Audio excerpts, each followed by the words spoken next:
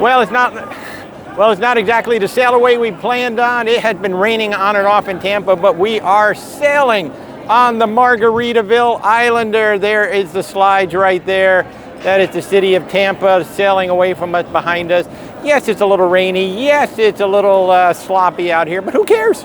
We're on a cruise ship. And so far, I've had a cheeseburger that was absolutely amazing. I've had a Margaritaville, probably too big of a margarita so far. I've had a Margaritaville. I don't even know what I'm saying. I had a margarita, not a Margaritaville. This is Margaritaville. I had a margarita. I'm having fun. Can you tell? I've had 2 espressos. I've had a margarita. And we've been on the ship for about 3 hours so far. So I don't know what's going to happen the rest of the week. But so far, we are on the Margaritaville Islander. We're having fun.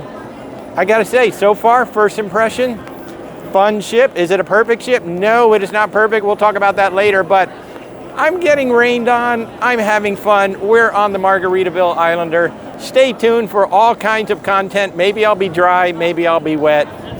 Have a great day, everybody, from the Margaritaville Islander.